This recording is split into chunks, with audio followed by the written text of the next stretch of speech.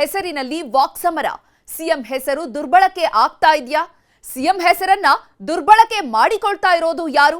ಡಿಕೆಶಿ ಮಾತಿಗೆ ರಾಜಣ್ಣ ರಾಂಗ್ ಆಗಿದ್ದೇಕೆ? ಸದಾಶಿವನಗರ 4 ಮನೆ ಅಂತ ರಾಜಣ್ಣ ಟಕ್ಕರ್ ಕೊಟ್ಟಿದ್ದು ಯಾರಿಗೆ? ರಾಜಣ್ಣ ವರ್ಸಸ್ ಡಿಕೆಶಿ ಸಮರ ಶುರುವಾಗಿದ್ಯಾ?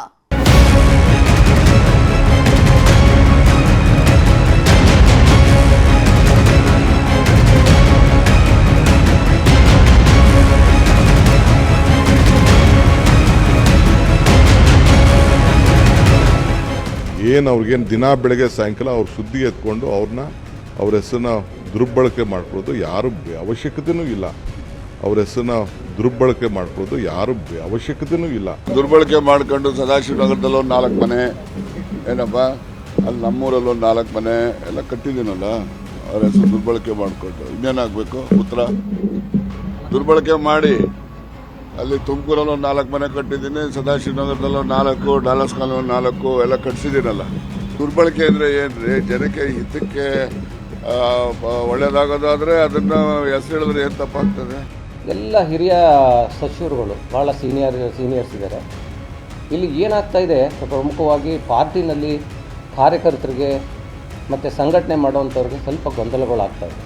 ಸಿದ್ದರಾಮಯ್ಯ, ಶಿವಕುಮಾರ್, ಖರ್ಗೆ, ಮಹಾನ್ ನಾಯಕ ರಾಹುಲ್ ಗಾಂಧಿ ಇವ್ರ ಮಧ್ಯೆ ಏನು ಸೇರಿದಾಗಿತ್ತು ನಮ್ಗೆ ಗೊತ್ತಾಗತ್ತೆ. ಇದನ್ನು ಹೊರಗೆ ಬಿಟ್ಟವ್ರು ಯಾರು? ಅವ್ರಿಗೇನಂದ್ರೆ ಸಿದ್ದರಾಮಯ್ಯನವ್ರನ್ನ ಬಹಿರಂಗವಾಗಿ ವಿರೋಧ ಮಾಡಲಾರದೆ ಸಿದ್ದರಾಮಯ್ಯನವ್ರನ್ನ ತೆಗೆದು ಹಾಕ್ಬೇಕಂತ ಅನ್ನೋದು ಅವ್ರದ್ದು ವಿಚಾರ. ಅದಕ್ಕೆ ಇದೆಲ್ಲ ಸ್ವಲ್ಪ ಡ್ರಾಮಾಬಾಜಿ ನಡೀತಾ ಇದೆ.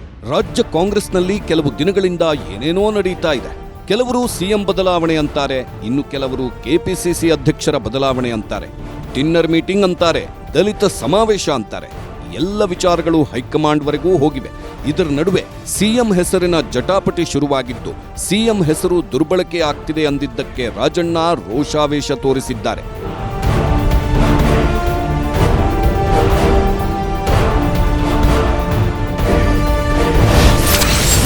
ಡಿಕೆಶಿ ಶಿಸ್ತಿನ ಪಾಠಕ್ಕೆ ರಾಂಗ್ ಆದ ರಾಜಣ್ಣ. 50 ವರ್ಷದ ರಾಜಕಾರಣ, ಶಿಸ್ತಿನ ಪಾಠ ಬೇಕಾಗಿಲ್ಲ. ಸದಾಶಿವನಗರ 4 ಮನೆ ಟಾಂಗ್ ಕೊಟ್ಟಿದ್ಯಾರಿಗೆ? 2 ವಾರಗಳಿಂದ ಸಿದ್ದರಾಮಯ್ಯ ಎಲ್ಲೂ ಕಾಣಿಸ್ಕೊಳ್ತಾ ಇಲ್ಲ. ಕಾಲು ನೋವು ಸಮಸ್ಯೆಯಿಂದ ಅವರು ರೆಸ್ಟ್ನಲ್ಲಿ ಇದ್ದಾರೆ. ಆದರೆ ಅವರ ಹೆಸರು ಮಾತ್ರ ಭಾರೀ ಸದ್ದು ಮಾಡ್ತಾ ಇದೆ. ಅವರ ಹೆಸರು ರಾಜ್ಯ ಕಾಂಗ್ರೆಸ್ನಲ್ಲಿ ದೊಡ್ಡ ಮಟ್ಟದಲ್ಲಿ ಚರ್ಚೆಯಲ್ಲಿದೆ. ಸಿದ್ದರಾಮಯ್ಯ ನಮಗೆ ಬೇಕೇ ಬೇಕು, ಮುಂದಿನ ಅವಧಿಗೂ ಅವರ ಅವಶ್ಯಕತೆ ಇದೆ, ಅವರ ನೇತೃತ್ವದಲ್ಲೇ ಚುನಾವಣೆ ಅಂತ ಬೆಂಬಲಿಗರು ಬ್ಯಾಟ್ ಬೀಸ್ತಾ ಇದ್ದಾರೆ. ಅವ್ರು ಇರ್ಬೇಕಂತ ನಮ್ಮದು ಆಸೆ ಇದೆಲ್ಲ. ಇಂದು ಕೂಡ ನಾನು ಹೇಳಿದ್ದೀನಿ, ಅವ್ರು ಒಂದೇಳೆ ನಿವೃತ್ತಿ ಆದರೂ ಕೂಡ ಪಕ್ಷದ ಪರವಾಗಿ ಕೆಲಸ ಮಾಡಬೇಕಂತ ಹೇಳಿದ್ದೆ. ಸೊ ಅವ್ರು ಬೇಕೇ ಬೇಕು ನಮಗೆ. ಅವರು ಸ್ಥಾನದಲ್ಲಿ ಇಲ್ಲಾಂದರೂ ಸ್ಪರ್ಧೆ ಮಾಡದಿದ್ರು ಪಕ್ಷದ ಪರವಾಗಿ ಇರಬೇಕು ಅವರು. ಆದರೆ ನಮ್ಗೆ ಗೆಲ್ಲಲಿಕ್ಕೆ ಅನುಕೂಲ ಆಯ್ತು, ಅದರಲ್ಲೇನು ಪ್ರಶ್ನೆ ಇಲ್ಲ. ನಿವೃತ್ತಿ ಆದರೂ ಬೇಕೇ ಬೇಕು. ಅಟ್ಲೀಸ್ಟ್ ಒಂದು ಅವಧಿಗೆ ಹೊಸ ನಾಯಕ ತಯಾರಾಗುವವರೆಗೆ ಸಿದ್ದರಾಮಯ್ಯ ಅವರ ಬೆಂಬಲ ಅವಶ್ಯಕತೆ ಇದ್ದೇ ಇದೆ ನಮ್ಮ ಪಕ್ಷಕ್ಕೆ. 7 ವರ್ಷ ಆಗಿದ್ರು ಮುಖ್ಯಮಂತ್ರಿಗಳು, ಈಗ 7 ವರ್ಷ ಆಗಿ ಬಂತು. ಮುಖ್ಯಮಂತ್ರಿಗಳು 7 ವರ್ಷ 10 ವರ್ಷ ಆಗ್ತಾರೆ, ಉಳಿತಾರೆ. ಯಾರು ಅವ್ರನ್ನ ಮಾಡಿಲ್ಲ. ಹೈಕಮಾಂಡ್ ಇವತ್ತೊಂದು ದಿವಸ ನಮ್ಮಲ್ಲಿ ಅಧಿಕೃತ ಹೈಕಮಾಂಡ್ ಏನು ಹೇಳ್ತದೆ ಅದು ಅಂತಿಮ. ಹೈಕಮಾಂಡ್ ಏನು ಹೇಳಿದೆ ನಿಮ್ಗೆ. ಹೈಕಮಾಂಡ್ ಸಿದ್ದರಾಮಯ್ಯ ಅವ್ರನ್ನ ಮುಖ್ಯಮಂತ್ರಿ ಮಾಡಿದ್ದಾರೆ. ಮುಖ್ಯಮಂತ್ರಿ ಕುರ್ಚಿ ಖಾಲಿ ಇಲ್ಲ. ಮುಖ್ಯಮಂತ್ರಿಗಳು ತಮ್ಮ ಪೂರ್ಣಾವಧಿಯನ್ನ ಪೂರೈಸ್ತಾರೆ, ಮತ್ತೆ ಅವರ ನೇತೃತ್ವದಲ್ಲಿ ಚುನಾವಣೆ ಆಗ್ತದೆ, ಮತ್ತೆ ನಾವು ಅಧಿಕಾರಕ್ಕೆ ಬರ್ತೀವಿ. ಎಸ್, ನೋಡಿದ್ರಲ್ಲ, ಸಿದ್ದರಾಮಯ್ಯ ಅಂತ ಹೆಸರು ಬಂದ ಕೂಡಲೇ ಅವರ ಬೆಂಬಲಿಗರು ಅವರೇ 5 ವರ್ಷ ಸಿಎಂ, ಅವರು ನಮಗೆ ಬೇಕೇ ಬೇಕು, ಅವರ ನೇತೃತ್ವದಲ್ಲೇ ಮುಂದಿನ ಚುನಾವಣೆ ಅಂತ ಹೇಳ್ತಾ ಇದ್ದಾರೆ. ಇದನ್ನ ಕೇಳಿ ಸಾಕಾಯ್ತೋ ಏನೋ. ಡಿಕೆಶಿ ನಿನ್ನೆ ಒಂದು ಮಾತು ಹೇಳಿದ್ರು. ಹೌದಪ್ಪ, ಸಿದ್ದರಾಮಯ್ಯ ನಮಗೂ ಬೇಕೇ ಬೇಕು, ಅದಕ್ಕೆ ಅವರನ್ನ 2 ಬಾರಿ ಸಿಎಂ ಮಾಡಿರೋದು, ಅವರು ನಮಗೂ ಬೇಕು ಅಂತ ಹೇಳಿದ್ರು. ಸಿದ್ದರಾಮಯ್ಯನವರು ನಮ್ಮ ಮುಖ್ಯಮಂತ್ರಿಗಳು, ಈಸ್ ಅವರ್ ಲೀಡರ್. ಎಲ್ಲ ಚುನಾವಣೆಗೂ ಬೇಕು. ಜಿಲ್ಲಾ ಪಂಚಾಯತಿಗೆ ಬೇಕು, ತಾಲೂಕ್ ಪಂಚಾಯತಿಗೆ ಬೇಕು, ಅಸೆಂಬ್ಲಿಗೆ ಬೇಕು, ಪಾರ್ಲಿಮೆಂಟ್ಗೆ ಬೇಕು. Is our leader. Congress party ಅವರಿಗೆ 2 ಬಾರಿ ಮುಖ್ಯಮಂತ್ರಿ ಕೊಟ್ಟಿದೆ. ಡಿಸಿಎಂ ಡಿಕೆ ಶಿವಕುಮಾರ್ ಇಷ್ಟೇ ಹೇಳಿದ್ರೆ ಯಾವುದೇ ಸಮಸ್ಯೆ ಆಗ್ತಾ ಇರಲಿಲ್ಲ. ಆದ್ರೆ ಅವರು ಮುಂದುವರೆದು ಸಿದ್ದರಾಮಯ್ಯ ಜಪ ಮಾಡ್ತಾ ಇರೋ ನಾಯಕರಿಗೆಲ್ಲ ಬುದ್ಧಿ ಹೇಳೋ ಕೆಲಸ ಮಾಡಿದ್ರು. ಅದೇ ಈಗ ಕೆಲವರನ್ನ ಧಗಧಗ ಅಂತ ಉರಿಯುವಂತೆ ಮಾಡಿದೆ. ಬುದ್ಧಿ ಹೇಳಿದ ಡಿಕೆಶಿ ವಿರುದ್ಧವೇ ತಿರುಗಿ ಬೀಳುವಂತೆ ಮಾಡಿದೆ. ಹಾಗಾದ್ರೆ ಡಿಕೆಶಿ ಆ ರೀತಿ ಏನ್ ಹೇಳಿದ್ರು ನೋಡಿ. ಸಿದ್ದರಾಮಯ್ಯನವರು ನಮ್ಮ ಮುಖ್ಯಮಂತ್ರಿಗಳು, ಈಸ್ ಅವರ್ ಲೀಡರ್. ಎಲ್ಲ ಚುನಾವಣೆಗೂ ಬೇಕು. ಜಿಲ್ಲಾ ಪಂಚಾಯತಿಗೆ ಬೇಕು, ತಾಲೂಕ್ ಪಂಚಾಯತಿಗೆ ಬೇಕು, ಅಸೆಂಬ್ಲಿಗೆ ಬೇಕು, ಪಾರ್ಲಿಮೆಂಟ್ಗೆ ಬೇಕು. Is our leader. Congress party ಅವ್ರಿಗೆ 2 ಬಾರಿ ಮುಖ್ಯಮಂತ್ರಿ ಕೊಟ್ಟಿದೆ. ಅವ್ರಿಗೇನು ದಿನ ಬೆಳಗ್ಗೆ ಸಾಯಂಕಾಲ ಅವ್ರ ಸುದ್ದಿ ಎತ್ಕೊಂಡು ಅವ್ರ ಹೆಸರನ್ನ ದುರ್ಬಳಕೆ ಮಾಡ್ಕೊಳ್ಳೋದು ಯಾರು ಅವಶ್ಯಕತೆನೂ ಇಲ್ಲ. ಅವ್ರ ಹೆಸರನ್ನ ದುರ್ಬಳಕೆ ಮಾಡ್ಕೊಳ್ಳೋದು ಯಾರು ಅವಶ್ಯಕತೆನೂ ಇಲ್ಲ. Is our leader, no doubt, question leader of the Congress party. ಸದಾ ಸಿಎಂ ಜಪ ಮಾಡ್ತಾ ಇರೋರಿಗೆ ಟಕ್ಕರ್ ಕೊಡಬೇಕು ಅಂತ ಡಿಕೆಶಿ ಆ ಮಾತನ್ನ ಹೇಳಿದ್ರು. ಸಿದ್ದರಾಮಯ್ಯ ನಮಗೂ ಬೇಕು, ಹಾಗಂತ ದಿನ ಬೆಳಗಾದ್ರೆ ಅವರ ಹೆಸರು ಹೇಳ್ಕೊಂಡು ಯಾಕೆ ಜಪ ಮಾಡ್ತೀರಾ? ಅವರ ಹೆಸರು ಎತ್ತಿಲ್ಲ ಅಂದ್ರೆ ಸಮಾಧಾನ ಆಗೋದೇ ಇಲ್ಲ. ಅವರ ಹೆಸರು ದುರುಪಯೋಗ ಮಾಡಬೇಡಿ ಅಂದುಬಿಟ್ರು. ಈಗ ಆ ಹೇಳಿಕೆ ಒಂದಷ್ಟು ಮಂದಿಯನ್ನ ಕೆರಳಿಸಿದೆ. ಏನು ದುರುಪಯೋಗ, ಹೇಗೆ ದುರುಪಯೋಗ ಅಂತ ಡಿಕೆಶಿ ವಿರುದ್ಧ ಕೆಂಡಕಾರಿದ್ದಾರೆ. ದುರ್ಬಳಕೆ ಮಾಡ್ಕೊಂಡು ಸದಾಶಿವನಗರದಲ್ಲಿ ಒಂದು 4 ಮನೆ, ಏನಪ್ಪ ಅಲ್ಲಿ ನಮ್ಮೂರಲ್ಲಿ ಒಂದು 4 ಮನೆ ಎಲ್ಲ ಕಟ್ಟಿದ್ದೀನಲ್ಲ, ಅವ್ರ ಹೆಸರು ದುರ್ಬಳಕೆ ಮಾಡಿಕೊಂಡು ಇನ್ನೇನಾಗಬೇಕು? ಉತ್ತರ ದುರ್ಬಳಕೆ ಮಾಡಿ ಅಲ್ಲಿ ತುಮಕೂರಲ್ಲಿ ಒಂದು 4 ಮನೆ ಕಟ್ಟಿದ್ದೀನಿ, ಸದಾಶಿವನಗರದಲ್ಲಿ ಒಂದು 4, ಡಾಲರ್ಸ್ ಕಾಲೋನಿ ಒಂದು 4 ಎಲ್ಲ ಕಟ್ಸಿದ್ದೀನಲ್ಲ. ಏನ್ ದುರ್ಬಳಕೆ ಅಂದ್ರೆ ಏನ್ರಿ? ಜನಕ್ಕೆ ಹಿತಕ್ಕೆ ಒಳ್ಳೇದಾಗೋದಾದ್ರೆ ಅದನ್ನ ಹೆಸರು ಹೇಳಿದ್ರೆ ಏನ್ ತಪ್ಪಾಗ್ತದೆ? ನಾನೇನು ಅವರ ಹೆಸರು ದುರ್ಬಳಕೆ ಮಾಡಿಕೊಂಡು ವೈಯಕ್ತಿಕವಾಗಿ ಯಾವುದೇ ಲಾಭ ಗಳಿಸಬೇಕು ಅಂತ ಉದ್ದೇಶ ನನಗೇನಿಲ್ಲ. ಗೊತ್ತಾಯ್ತಾ? ಯಾರು ಆರೋಪ ಮಾಡ್ತಾರೆ ಎಲ್ಲ ಸುಳ್ಳು ಆರೋಪಗಳು ಮಾಡ್ತಾರೆ. ನೋಡಿದ್ರಲ್ಲ, ಏಕ್ ಮಾರ್ ದೋ ತುಕುಡ, ತಗ್ಗೆದೇಲೆ ಅನ್ನೋ ರೀತಿ ರಾಜಣ್ಣ ಡಿಕೆಶಿ ವಿರುದ್ಧ ಮುಗಿಬಿದ್ದು ಬಿಟ್ಟಿದ್ದಾರೆ. ಅಸಲಿಗೆ ಡಿಕೆಶಿ ರಾಜಣ್ಣ ಹೆಸರೇಳಿ ಮಾತಾಡಲಿಲ್ಲ, ಎಲ್ಲರಿಗೂ ಸೇರಿದಂತೆ ಆ ಮಾತನ್ನ ಹೇಳಿದ್ರು. ಕೆಲವರು ಸಿಎಂ ಹೆಸರು ದುರ್ಬಳಕೆ ಮಾಡಿಕೊಳ್ತಾ ಇದ್ದಾರೆ ಅಂದಿದ್ರು. ಅದನ್ನೇ ಈಗ ಪರ್ಸನಲ್ ಆಗಿ ತೆಗೆದುಕೊಂಡ ರಾಜಣ್ಣ ನೇರವಾಗಿ ಡಿಕೆಶಿಗೆ ಟಾಂಗ್ ಕೊಟ್ಟಿದ್ದಾರೆ. ಸಿಎಂ ಹೆಸರು ದುರ್ಬಳಕೆ ಮಾಡಿಕೊಳ್ತಾ ಇದ್ದೀರಿ ಅಂತ ಡಿಕೆಶಿ ಹೇಳಿದ್ರು ಅಂದಿದ್ದೇ ತಡ ರಾಂಗ್ ಆದ ರಾಜಣ್ಣ ಸಿಎಂ ಹೆಸರು ದುರ್ಬಳಕೆ ಮಾಡಿಕೊಂಡು ಸದಾಶಿವನಗರದಲ್ಲಿ ಮನೆ ಕಟ್ಟಿದ್ನ ಅಂತ ನೇರವಾಗಿ ಡಿಕೆಶಿಗೆ ಪಂಚ್ ಕೊಟ್ರು.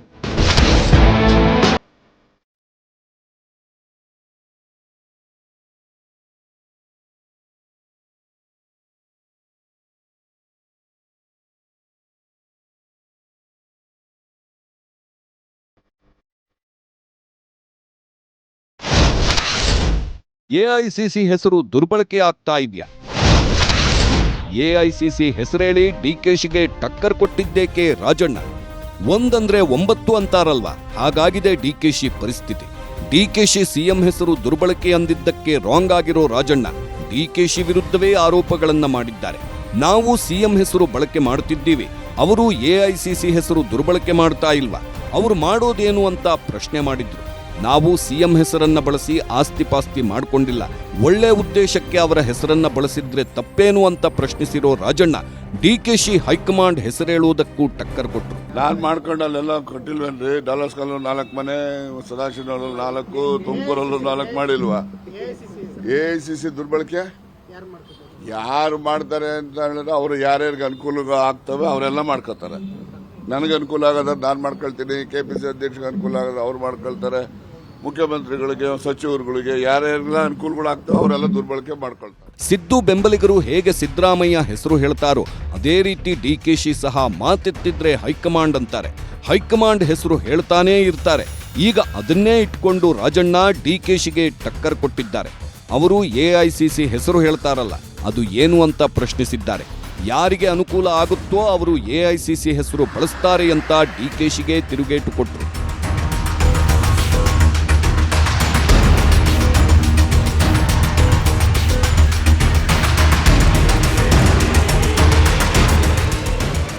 ಮೊದಲೇ ಡಿಕೆಶಿ ಮತ್ತು ರಾಜಣ್ಣಗೆ ಅಷ್ಟಕ್ಕಷ್ಟೇ. ಸಿದ್ದರಾಮಯ್ಯ ಬಣದಲ್ಲಿ ಗುರುತಿಸಿಕೊಂಡಿರೋ ರಾಜಣ್ಣ ಡಿಕೆಶಿಗೆ ಹೆಜ್ಜೆ ಹೆಜ್ಜೆಗೂ ಟಕ್ಕರ್ ಕೊಡ್ತಾ ಇದ್ದಾರೆ. ಸಿಎಂ ಬದಲಾವಣೆ ವಿಚಾರಕ್ಕೆ ವಿರುದ್ಧವಾಗಿ ಕೆಪಿಸಿಸಿ ಕುರ್ಚಿಗೆ ಕಣ್ಣಿಟ್ಟಿರೋ ರಾಜಣ್ಣ ಕೆಪಿಸಿಸಿ ಅಧ್ಯಕ್ಷ ಸ್ಥಾನದ ಪ್ರಬಲ ಆಕಾಂಕ್ಷಿ ನಾನು ಅಂತ ಹೇಳ್ಕೊಂಡು ಓಡಾಡ್ತಾ ಇದ್ದಾರೆ. ಅಷ್ಟೇ ಅಲ್ಲ, ಕೆಪಿಸಿಸಿ ಅಧ್ಯಕ್ಷ ಸ್ಥಾನ ಸಿಕ್ಕರೆ ಸಚಿವ ಸ್ಥಾನಕ್ಕೆ ರಾಜೀನಾಮೆ ಕೊಡ್ತೀನಿ ಅಂತ ಹೇಳಿದ್ದಾರೆ. ನಾನ್ ಕೇಳಿಲ್ಲ, ಅವ್ರು ಕೊಡ್ತೇನೆ ಅಂದ್ರೆ ತೆಗೆದುಕೊಳ್ತೇನೆ, ಮಂತ್ರಿ ಕೆಲಸ ಬಿಡ್ತೀನಿ ಅಂತ ಹೇಳಿದ್ದೀನಿ ಅಷ್ಟೇ. ಹೇಳಿದ್ದೀನಿ ಅವ್ರಿಗೆ ಅಲ್ಲೇ ಬಹಳಷ್ಟು ಹೇಳಿದ್ದೀನಿ, ಅವೆಲ್ಲ ನಿಮ್ಮ ಮುಂದೆ ಹೇಳಕ್ಕಾಗಲ್ಲ. ಕೆಪಿಸಿಸಿ ಅಧ್ಯಕ್ಷ ಬದಲಾವಣೆ ಆಗಬೇಕು ಅನ್ನೋದು ಸಿದ್ದರಾಮಯ್ಯ ಬೆಂಬಲಿಗರ ಅಪೇಕ್ಷೆ. ಸತೀಶ್ ಜಾರಕಿಹೊಳಿ, ಪರಮೇಶ್ವರ್, ರಾಜಣ್ಣ ಎಲ್ಲರೂ ಹೈಕಮಾಂಡ್ ಮುಂದೆ ಈ ಬೇಡಿಕೆ ಇಟ್ಟಿದ್ದಾರೆ ಅಂತ ಹೇಳಲಾಗ್ತಾ ಇದೆ. ಆದ್ರೆ ಯಾರೂ ಸಹ ಬಹಿರಂಗವಾಗಿ ಕೆಪಿಸಿಸಿ ಕುರ್ಚಿ ಬಗ್ಗೆ ಮಾತಾಡ್ತಾ ಇಲ್ಲ. ಆ ಬಗ್ಗೆ ಪ್ರಶ್ನೆ ಮಾಡಿದಾಗಲೂ ಎಲ್ಲವನ್ನೂ ಹೈಕಮಾಂಡ್ ನೋಡಿಕೊಳ್ಳುತ್ತೆ, ಹೈಕಮಾಂಡ್ ಬದಲಾವಣೆ ಮಾಡಿದ್ರೆ ಸಂತೋಷ ಅಂತ ಹೇಳ್ತಾ ಇದ್ದಾರೆ. ಆದರೆ ಸಚಿವ ರಾಜಣ್ಣ ಮಾತ್ರ ಬಹಿರಂಗವಾಗಿ ಹೇಳಿಕೆಗಳನ್ನ ಕೊಡ್ತಾ ಇದ್ದು, ಹೈಕಮಾಂಡ್ ಬಳಿ ಬೇಡಿಕೆ ಇಟ್ಟಿದ್ದೇನೆ, ಕೆಪಿಸಿಸಿ ಸ್ಥಾನ ಕೊಟ್ಟರೆ ಸಚಿವ ಸ್ಥಾನ ಬಿಡ್ತೀನಿ ಅಂತ ಹೇಳಿದ್ದಾರೆ.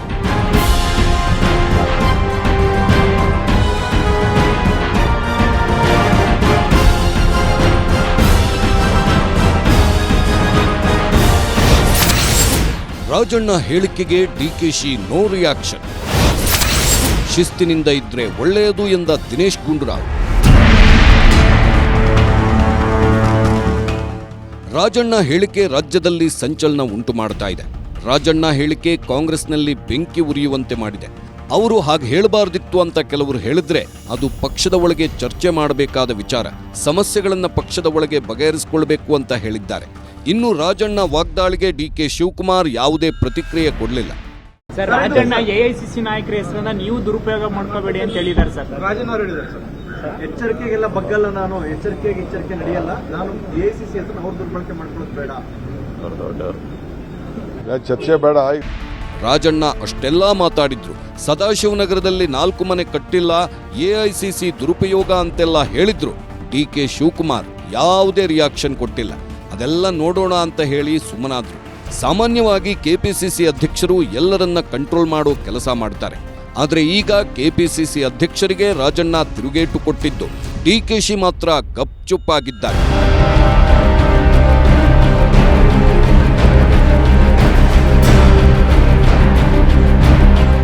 ಇನ್ನು ರಾಜಣ್ಣ ಆ ರೀತಿ ಮಾತಾಡಿದ್ದು ಸರಿಯಲ್ಲ. ಸಾರ್ವಜನಿಕವಾಗಿ ಇದೆಲ್ಲ ಅನಾವಶ್ಯಕ ಚರ್ಚೆ ಆಗ್ತಿದೆ. ಇಂಥ ಹೇಳಿಕೆಗಳನ್ನ ಕೊಟ್ರೆ ಯಾವುದೇ ಪ್ರಯೋಜನ ಇಲ್ಲ. ಏನೇ ಇದ್ರೂ ಹೈಕಮಾಂಡ್ ಮಟ್ಟದಲ್ಲೇ ಅದೆಲ್ಲ ತೀರ್ಮಾನ ಆಗಬೇಕು. ಅದು ಬಿಟ್ಟು ಹೊರಗಡೆ ಹೇಳೋದ್ರಿಂದ ನಮ್ಮ ಪಕ್ಷಕ್ಕೂ ಒಳ್ಳೆಯದಲ್ಲ. ನನ್ನ ಅಭಿಪ್ರಾಯದ ಪ್ರಕಾರ ಈ ಥರ ಹೇಳಿಕೆ ಕೊಡೋದನ್ನ ನಿಲ್ಲಿಸಬೇಕು ಅಂತ ದಿನೇಶ್ ಗುಂಡೂರಾವ್ ಅಸಮಾಧಾನ ವ್ಯಕ್ತಪಡಿಸಿದ್ರು. ನೋಡಿ, ಸಾರ್ವಜನಿಕವಾಗಿ ಇವೆಲ್ಲ ಅನಾವಶ್ಯಕ ಚರ್ಚೆಗಳಾಗ್ತಾ ಇರೋದು ಸರಿಯಲ್ಲ. ಈ ಥರ ಹೇಳಿಕೆಗಳು ಕೊಟ್ಟು ಏನು ಪ್ರಯೋಜನವೂ ಕೂಡ ಇಲ್ಲ. ಏನೇ ಇದ್ರೂ ಕೂಡ ಅದು ಹೈಕಮಾಂಡ್ ಮಟ್ಟದಲ್ಲಿ ಅಲ್ಲಿ ಮಾತಾಡ್ಕೋಬೇಕು, ಅಲ್ಲಿ ತೀರ್ಮಾನ ಆಗಬೇಕು. ಯಾರಿಗೆ ಏನೇ ಅವರಲ್ಲಿ ಏನೇ ವಿಷಯಗಳಿದ್ರೂ ಕೂಡ ಅಲ್ಲಿ ಹೇಳ್ಕೊಂಡು ಅದನ್ನು ತೀರ್ಮಾನ ಮಾಡ್ಕೊಳ್ತಕ್ಕಂಥದ್ದು ಒಳ್ಳೆಯದು. ಸುಮ್ಮನೆ ಇದು ಹೊರಗಡೆ ಹೇಳ್ಕೊಳ್ಳೋದ್ರಿಂದ ಅದು ನಮ್ಮ ಪಕ್ಷಕ್ಕೂ ಒಳ್ಳೆಯದಲ್ಲ ಮತ್ತು ಈ ಥರ ಒಂದು ಹೇಳಿಕೆಗಳಿಂದ ಅವ್ರು ಯಾರಿಗೂ ಪ್ರಯೋಜನ ಆಗೋದಿಲ್ಲ. ಸೊ ನನ್ನ ಅಭಿಪ್ರಾಯ, ಈ ಥರ ಹೇಳಿಕೆಗಳು ಕೊಡೋದನ್ನು ನಿಲ್ಲಿಸ್ಬೇಕು. ಈಗಾಗಲೇ ಖರ್ಗೆ ನಮ್ಮ ಆಲ್ ಇಂಡಿಯಾ ಅಧ್ಯಕ್ಷರು ಹೇಳಿದ್ದಾರೆ, ಯಾರೇ ಆಗಿರಲಿ ಈ ಥರ ಹೇಳಿಕೆಗಳೆಲ್ಲ ಕೊಡಬೇಡಿ ಅಂತ. ಅದನ್ನು ಕೇಳ್ಕೊಂಡಾದರೂ ಸ್ವಲ್ಪ ಶಿಸ್ತಿನಿಂದ ಇರಬೇಕಾಗ್ತದೆ ಎಲ್ಲರೂ. ಅದು ಓಕೆ, ಅದು ಅವ್ರಿಗೆ ಆಸೆ ಇದ್ದರೆ ಅದರಲ್ಲ ಏನು ತಪ್ಪೇನಿಲ್ಲ. ಅದೆಲ್ಲ ಅಂತಿಮವಾಗಿ ಪಕ್ಷ ಏನು ತೀರ್ಮಾನ ಮಾಡುತ್ತೆ ಎಲ್ಲರೂ ಒಪ್ಕೊಳ್ತಾರೆ. ಅದು ಯಾರೇ ಆಗಿರ್ಬೋದು, ಏನೇ ಆಗಿರ್ಬೋದು, ಎಲ್ಲರೂ ಒಪ್ಕೊಳ್ಳೇಬೇಕಾಗ್ತದೆ, ಒಪ್ಕೊಳ್ತೀವಿ. ಇದರ ಬಹಿರಂಗ ಚರ್ಚೆ ಅವಶ್ಯಕತೆ ಇಲ್ಲ ಅಂತ ನನ್ನ ಅಭಿಪ್ರಾಯ. ಆಸೆ ಇದ್ರೆ ಹೈಕಮಾಂಡ್ ಒಪ್ಪಿದ್ರೆ ಯಾರು ಬೇಕಾದರೂ ಅಧ್ಯಕ್ಷರಾಗಲಿ, ಆದರೆ ಬಹಿರಂಗ ಹೇಳಿಕೆಗಳನ್ನು ಕೊಡಬಾರದು. ಶಿಸ್ತಿನಿಂದ ಇರಬೇಕು ಅಂತ ಕೈ ನಾಯಕರು ಅಭಿಪ್ರಾಯಪಟ್ಟಿದ್ದಾರೆ. ಸಿದ್ದು ಬಣದ ಸತೀಶ್ ಜಾರಕಿಹೊಳಿ ಸಹ ಇದನ್ನೇ ಹೇಳಿದ್ದು. ಅದು ನಮ್ಮ ಪಕ್ಷದ ಒಳಗೆ ಚರ್ಚೆ ಮಾಡಬೇಕಾದ ವಿಷಯ. ಆಂತರಿಕವಾಗಿ ನಾವು ಈ ಕುರಿತು ಮಾತಾಡಿ ಸಮಸ್ಯೆ ಇದ್ರೆ ಬಗೆಹರಿಸಿಕೊಳ್ಳುತ್ತೇವೆ ಅಂತ ಹೇಳಿದ್ರು. ಅದೇ ರೀತಿ ರಾಜಣ್ಣ ಪರವಾಗಿಯೂ ಬ್ಯಾಟಿಂಗ್ ಮಾಡಿದ್ದ ಸತೀಶ್, ರಾಜಣ್ಣಗೆ ಸಿಟ್ಟು ಏನೂ ಇಲ್ಲ, ರಾಜಣ್ಣ ಇರೋದೇ ಹಾಗೆ, ಅವರವರ ಹೇಳಿಕೆಗಳಿಗೆ ಅವರೇ ಉತ್ತರ ಕೊಡಬೇಕು ಅಂತ ಸತೀಶ್ ಹೇಳಿದ್ರು. ನಮ್ಮ ಪಾರ್ಟಿಯಲ್ಲಿ ಚರ್ಚೆ ಮಾಡಬೇಕಾದ ವಿಷಯ ಇಲ್ಲಿ ಉಡುಪಿಯಲ್ಲಿ ಮಂಗಳೂರಲ್ಲಿ ಮಾಡ್ಲಿಕ್ಕೆ ಆಗಲ್ಲ. ನಮ್ಮ ಏನಿದ್ರೆ ಇಂಟರ್ನಲ್ ಆಗಿ ನಾವು ಮಾತಾಡ್ತೀವಿ, ಬಗೆಹರಿಸ್ಕೊಳ್ತೀವಿ. ಏನಾದ್ರು ಇದ್ರೆ ಸಮಸ್ಯೆ ಇದ್ರೆ ಇಲ್ಲ ಅಂತ ನಮ್ಮ ಭಾವನೆ ಇದ್ರೆ ಬಗೆಹರಿಸ್ಕೊಳ್ತೀವಿ. ಗೊತ್ತಿಲ್ಲ ಕೇಳೋಣ, ಅವ್ರ ಜೊತೆಗೆ ಮಾತಾಡ್ತೀವಿ, ಅವ್ರ ಜೊತೆಗೆ ಕೇಳೋಣ ಏನು ಸಮಸ್ಯೆ ಕೇಳುತ್ತೆ. ನಾವು ಮತ್ತೆ ಪರ್ಸನಲಾಗಿ ಮಾತಾಡ್ತೀವಿ. ಮತ್ತು ನಾವು ಇಲ್ಲಿ ಹೇಳೋದು, ಆಮ್ಯಾಗ ಅವ್ರಿಗೊಂದು ಕೇಳೋದು, ಅವ್ರೊಂದು ಹೇಳೋದು, ನಾವು ಹೇಳೋದು ಬೇಡ, ನೇರವಾಗಿ ನಾವೇ ಕೇಳಿಬಿಡ್ತೀವಿ. ಸಿಟ್ಟೆಲ್ಲ ಆಗ್ಯದಾರ, ದೊಡ್ಡ ಪದವಿ ಅಂತಲ್ಲ ಇದು, ಸಿಟ್ಟೇನಿಲ್ಲ ಅವ್ರು ಹಂಗೆ. ಎಸ್, ರಾಜಣ್ಣ ಇರೋದೇ ಹಾಗೆ, ಅವ್ರು ಮಾತಾಡೋದೇ ಹಾಗೆ. ಆದ್ರೆ ಅವರು ಎಲ್ಲರ ವಿರುದ್ಧವೂ ಆ ರೀತಿ ಮಾತಾಡೋದಿಲ್ಲ. ಸಿಎಂ ಬಗ್ಗೆ ಆಗಲಿ, ಸತೀಶ್ ಜಾರಕಿಹೊಳಿ ಬಗ್ಗೆ ಆಗಲಿ ಅವರು ಆ ರೀತಿ ಮಾತಾಡೋದಿಲ್ಲ. ಡಿಕೆಶಿ ಅಂದಾಗ ಮಾತ್ರ ರಾಜಣ್ಣ ರಾಂಗ್ ಆಗ್ತಾರೆ. ಡಿಕೆಶಿ ಕುರ್ಚಿಯೇ ಬೇಕು ಅಂತಾರೆ. ಡಿಕೆಶಿ ವಿರುದ್ಧ ಸೈಲೆಂಟ್ ಸಮರ ಸಾರಿರೋ ರಾಜಣ್ಣ ಈಗಾಗಲೇ ಸಾಕಷ್ಟು ಬಾರಿ ಡಿಕೆಶಿ ವಿರುದ್ಧ ಇಂಥ ಹೇಳಿಕೆಗಳನ್ನು ಕೊಟ್ಟಿದ್ದಾರೆ. ಹಾಗಾಗಿ ಈ ಬಾರಿ ರಾಜಣ್ಣ ಹೇಳಿಕೆಗೆ ಡಿಕೆಶಿ ಏನು ಪ್ರತಿಕ್ರಿಯೆ ಕೊಟ್ಟಿಲ್ಲ. ಆದರೆ ಹೈಕಮಾಂಡ್ಗೆ ದೂರು ಕೊಡಬಹುದು ಅಂತ ಹೇಳಲಾಗ್ತಾ ಇದೆ.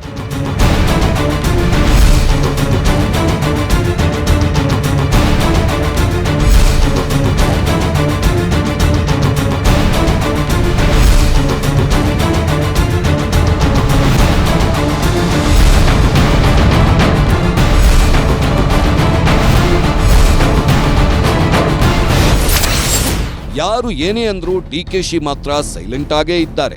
ಸೈಲೆಂಟ್ ಅಸ್ತ್ರ ಉಪಯೋಗಿಸ್ತಾ ಇದ್ದಾರೆ. ಸಿದ್ದು ಬಣದ ವಿರೋಧ ಕಟ್ಟಿಕೊಂಡ್ರೆ ಕಷ್ಟ.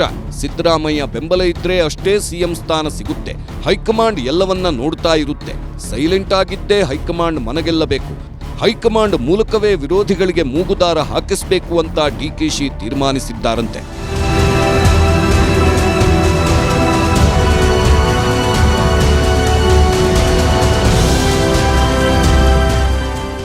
ಎಸ್, ಒಂದು ಕಡೆ ಸಿದ್ದರಾಮಯ್ಯ ಬಣದವರು ಸಿಎಂ ಕುರ್ಚಿ ಬಿಟ್ಟುಕೊಡಲ್ಲ ಅಂತ ಇದ್ದಾರೆ.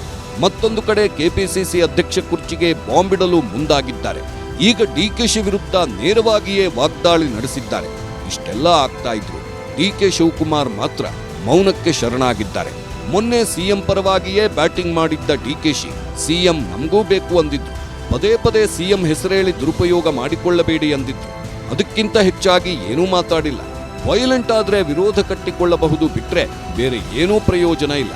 ಅದನ್ನೇ ಎಲ್ಲವನ್ನ ಸಹಿಸಿಕೊಂಡು ಸುಮ್ಮನಿದ್ರೆ ಹೈಕಮಾಂಡ್ನಿಂದ ಮನಗೆಲ್ಲಬಹುದು ಅಂತ ಡಿಕೆಶಿ ತೀರ್ಮಾನಿಸಿದಂತಿದೆ.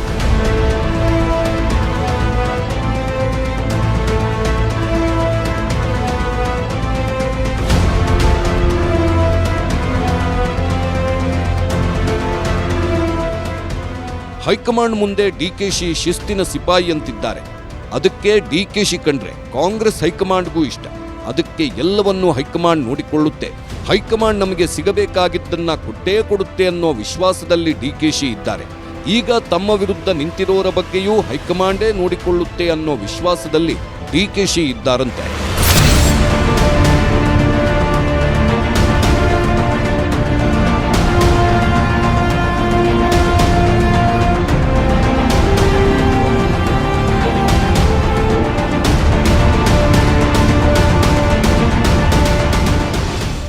ಸಿದ್ದರಾಮಯ್ಯನವರು ನಮ್ಮ ಮುಖ್ಯಮಂತ್ರಿಗಳು, ಈಸ್ ಅವರ್ ಲೀಡರ್. ಎಲ್ಲ ಚುನಾವಣೆಗೂ ಬೇಕು. ಜಿಲ್ಲಾ ಪಂಚಾಯತಿಗೆ ಬೇಕು, ತಾಲೂಕ್ ಪಂಚಾಯತಿ ಬೇಕು, ಅಸೆಂಬ್ಲಿಗೆ ಬೇಕು, ಪಾರ್ಲಿಮೆಂಟ್ಗೆ ಬೇಕು. Is our leader. ಮಾನ್ಯ ಸಿದ್ದರಾಮಯ್ಯನವ್ರನ್ನ ಆ ಸಂದರ್ಭದಲ್ಲಿ ನಮ್ಗೆ ಯಾರು ಏನು ಹೇಳಲಿಲ್ಲ. ನೀವು 2.5 ವರ್ಷಕ್ಕೆ ಮಾತ್ರ ಆಯ್ಕೆ ಮಾಡ್ತಾ ಇದ್ದೀವಿ, ಅವ್ರನ್ನ 2.5 ವರ್ಷಕ್ಕೆ ಬದಲಾಯಿಸ್ತೀವಿ ಅಂತ ಏನು ಹೇಳಿರಲಿಲ್ಲ. ನಾವು ಅಂದ್ಕೊಂಡಿದ್ದು ಅವರು 5 ವರ್ಷಕ್ಕೂ ಕೂಡ ಆಯ್ಕೆ ಮಾಡಿದ್ದಾರೆ ಅಂತೇಳಿ. ಅದನ್ನೇ ನಾವು ಮನಸ್ಸಲ್ಲಿ ಈಗಲೂ ಅದನ್ನೇ ಇಟ್ಕೊಂಡಿದ್ದೇವೆ. ಚರ್ಚೆನೇ ಇಲ್ಲ ಕೂತು ಬಿಟ್ಟಿದ್ರಲ್ಲ ಭದ್ರವಾಗಿ ಚರ್ಚೆಯಲ್ಲಿ ಬಂತು ಬಿಡಿ. ಹೈಕಮಾಂಡ್ ಸಿದ್ದರಾಮಯ್ಯ ಅವರನ್ನ ಮುಖ್ಯಮಂತ್ರಿ ಮಾಡಿದ್ದಾರೆ. ಮುಖ್ಯಮಂತ್ರಿ ಕುರ್ಚಿ ಖಾಲಿ ಇಲ್ಲ. ಮುಖ್ಯಮಂತ್ರಿಗಳು ತಮ್ಮ ಪೂರ್ಣಾವಧಿಯನ್ನ ಪೂರೈಸ್ತಾರೆ. ಮತ್ತೆ ಅವರ ನೇತೃತ್ವದಲ್ಲಿ ಚುನಾವಣೆ ಆಗ್ತದೆ. ಮತ್ತೆ ನಾವು ಅಧಿಕಾರಕ್ಕೆ ಬರ್ತೀವಿ. ಸಿದ್ದರಾಮಯ್ಯ ಬೇಕು, ಸಿದ್ದು ಬೇಕೇ ಬೇಕು. ಅವರು ರಾಜಕೀಯದಲ್ಲಿ ಇಲ್ಲ ಅಂದ್ರೂ ಪಕ್ಷದ ಜೊತೆ ಇರಬೇಕು. ಅವರ ನೇತೃತ್ವದಲ್ಲಿ ಮುಂದಿನ ಚುನಾವಣೆ, ಎಲ್ಲ ಚುನಾವಣೆಗಳಿಗೂ ಸಿದ್ದರಾಮಯ್ಯ ಬೇಕು. ಹೀಗೆ ಕಾಂಗ್ರೆಸ್ನಲ್ಲಿರೋ ನಾಯಕರೆಲ್ಲ ಸಿದ್ದರಾಮಯ್ಯಗೆ ಬಹುಪರಾಕ್ ಅಂತ ಇದ್ದಾರೆ. ಸಿದ್ದರಾಮಯ್ಯಗೆ ರಾಜ್ಯ ಕಾಂಗ್ರೆಸ್ನಲ್ಲಿ ಭಾರೀ ಡಿಮ್ಯಾಂಡ್ ಉಂಟಾಗಿ ಬಿಟ್ಟಿದೆ. ರಾಜ್ಯ ಕಾಂಗ್ರೆಸ್ನಲ್ಲಿ ಸಿಎಂ ಸಿದ್ದರಾಮಯ್ಯ ಜಪ. ಸಿಎಂ ವಿಚಾರಕ್ಕೆ ಸಮರ, ಸಿದ್ದು ವಿಚಾರಕ್ಕೆ ಜಟಾಪಟಿ. ಇದ್ದಕ್ಕಿದ್ದಂತೆ ಸಿದ್ದರಾಮಯ್ಯಗೆ ಡಿಮ್ಯಾಂಡ್ ಹೆಚ್ಚಿದ್ದು ಯಾಕೆ? ರಾಜ್ಯ ಕಾಂಗ್ರೆಸ್ನಲ್ಲಿ ಸಿದ್ದರಾಮಯ್ಯಗೆ ಎಲ್ಲಿಲ್ಲದ ಡಿಮ್ಯಾಂಡ್ ಬಂದುಬಿಟ್ಟಿದೆ. ಎಲ್ಲ ನಾಯಕರ ಬಾಯಲ್ಲೂ ಸಿಎಂ ಹೆಸರೇ ಕೇಳ್ತಾ ಇದೆ. ಕುರ್ಚಿ ವಿಚಾರ ಇರಬಹುದು, ನಾಯಕತ್ವ ವಿಚಾರ ಇರಬಹುದು, ಎಲ್ಲದಕ್ಕೂ ಸಿಎಂ ಸಿದ್ದರಾಮಯ್ಯ ಹೆಸರೇ ಸೌಂಡ್ ರೀಸೌಂಡ್ ಮಾಡ್ತಾ ಇದೆ. ಸಿದ್ದರಾಮಯ್ಯ ಬಣದವರು ಶುರು ಮಾಡಿದ ಸಿಎಂ ಜಪ ಈಗ ವಿರೋಧಿ ಬಣದವರ ಬಳಿಗೂ ಹೋಗಿದೆ. ಸ್ವತಃ ಡಿಕೆ ಶಿವಕುಮಾರ್ ಅವರೇ ಸಿದ್ದರಾಮಯ್ಯ ನಮ್ಮ ನಾಯಕರು ಅಂತ ಹೇಳುವ ಪರಿಸ್ಥಿತಿ ನಿರ್ಮಾಣ ಮಾಡಿದೆ. ಸಿಎಂ ಅಧಿಕಾರ ಹಸ್ತಾಂತರ ಚರ್ಚೆಯ ನಡುವೆಯೇ 40 ವರ್ಷಗಳ ರಾಜಕೀಯ ಅನುಭವ ಇರುವ ಸಿದ್ದರಾಮಯ್ಯ ಕಾಂಗ್ರೆಸ್ಗೆ ಅನಿವಾರ್ಯ ಎಂಬ ವಿಚಾರ ಮುನ್ನೆಲೆಗೆ ಬಂದಿದೆ.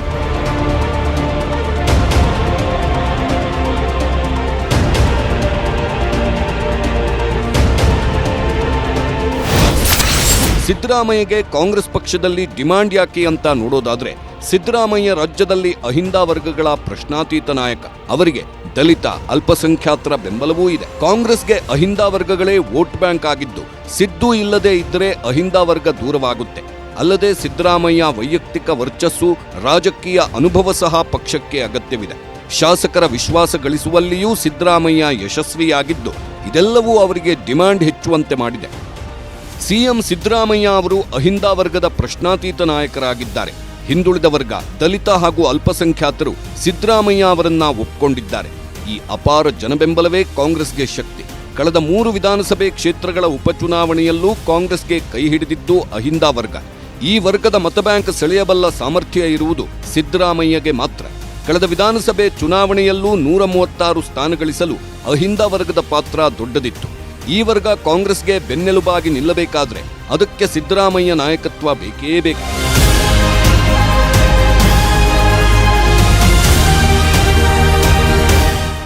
ಸಿದ್ದರಾಮಯ್ಯಗೆ ಜನಬೆಂಬಲ ಮಾತ್ರವಲ್ಲ, ಶಾಸಕರ ಬೆಂಬಲವೂ ಇದೆ. ಕಾಂಗ್ರೆಸ್ನ 136 ಶಾಸಕರ ಪೈಕಿ 100ಕ್ಕೂ ಹೆಚ್ಚು ಶಾಸಕರು ಸಿದ್ದರಾಮಯ್ಯ ಪರ ಇದ್ದಾರೆ. ಅದರಲ್ಲೂ ಒಂದಷ್ಟು ನಾಯಕರು ಸಿದ್ದರಾಮಯ್ಯಗೆ ಸೈನ್ಯವಾಗಿ ಅವರ ರಕ್ಷಣೆಗೆ ಕೆಲಸ ಮಾಡುತ್ತಾ ಇದ್ದಾರೆ. ಹಾಗಾಗಿ ಸಿದ್ದರಾಮಯ್ಯರನ್ನ ಎದುರು ಹಾಕ್ಕೊಂಡ್ರೆ ಸರ್ಕಾರವೇ ಉರುಳುತ್ತೆ. ಹಾಗಾಗಿಯೇ ಹೈಕಮಾಂಡ್ ಸಹ ಸಿಎಂ ಬದಲಾವಣೆ ಬಗ್ಗೆ ಯೋಚನೆ ಮಾಡುತ್ತಾ ಇಲ್ಲ. ಇವೆಲ್ಲವನ್ನು ಗಮನದಲ್ಲಿಟ್ಟುಕೊಂಡೇ ಡಿಕೆಶಿ ಸಹ ಸಿದ್ದುಗೆ ಜೈ ಎಂದಿದ್ದಾರೆ.